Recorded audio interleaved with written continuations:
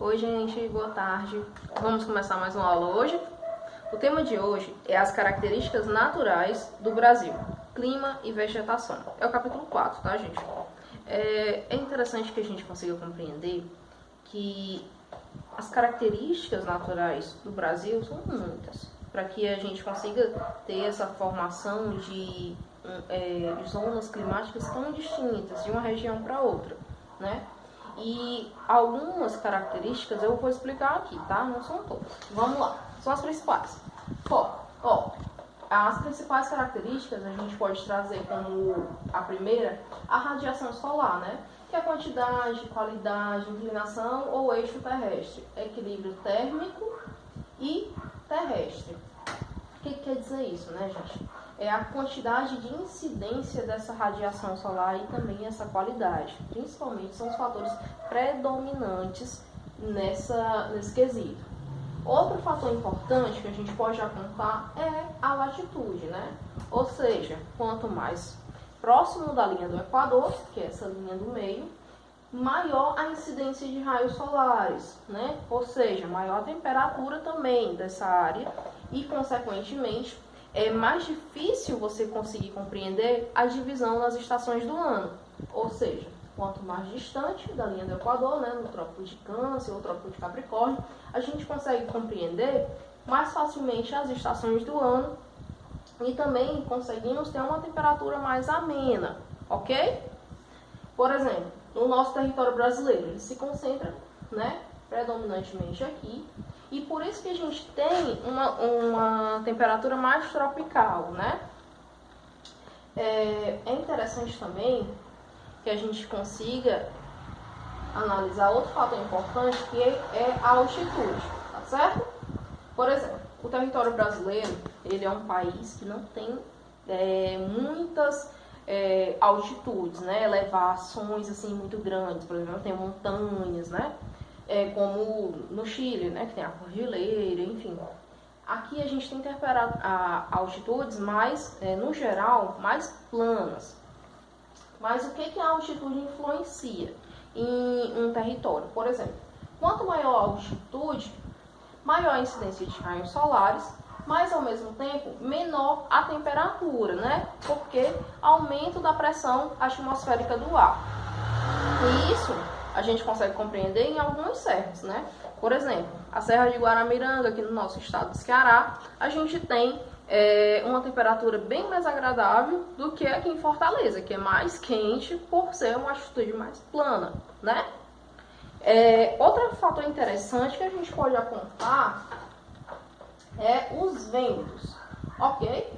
A incidência constante de ventos que a gente tem, principalmente na nossa área da zona costeira, né? O Brasil é um país que tem uma área costeira muito grande, é bem maior do que no interior do país, por exemplo, no Distrito Federal, né? Que é no interiorzinho exatamente no centro do nosso país. Ou seja, o clima lá é mais seco do que em áreas litorâneas, ok? Por conta da incidência de ventos ser menor, ok? A questão dos ventos também, principalmente na região litorânea, é a questão também da umidade, tá? Não adianta ser aquele vento seco, quente, né? Por exemplo, a principal diferença de Fortaleza para outros estados do Nordeste, né?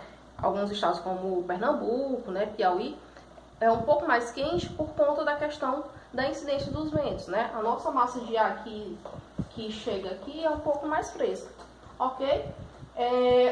A gente trouxe aqui sobre a questão das massas de ar. Aqui a gente tem um gráfico, certo? E é através desse gráfico que a gente vai compreender se a massa de ar é quente, se a massa é fria, a massa é úmida, a massa é seca, ok? Enfim,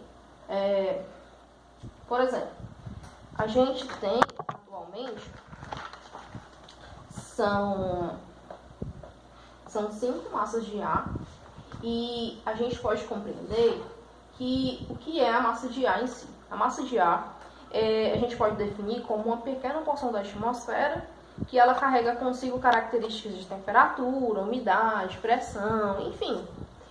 Por exemplo, a massa MSC que é localizada mais aqui no continente, aliás, na região da Amazônia, ela traz, né, influência sobre a região norte, sobre a região centro-oeste, né, e também sudeste. E, por exemplo, essa outra massa aqui, a MEA, ela traz influência principalmente sobre a região nordeste e um pedacinho na região norte, ok? Por exemplo, a massa MTC é uma massa que tem influência principalmente sobre a região centro-oeste e sudeste. A massa MPA, ela tem influência principalmente sobre a região sul do nosso país, estados como Rio Grande do Sul.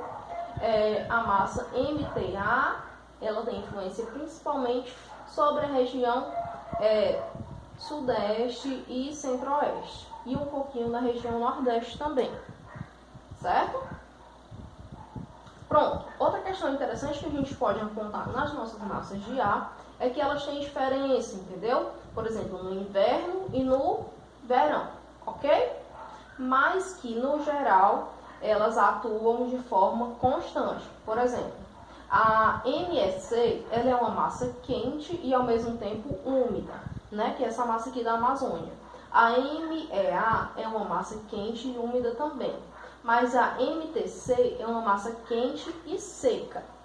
A MTA é uma massa quente e úmida e a MPA é uma massa fria e úmida, ok?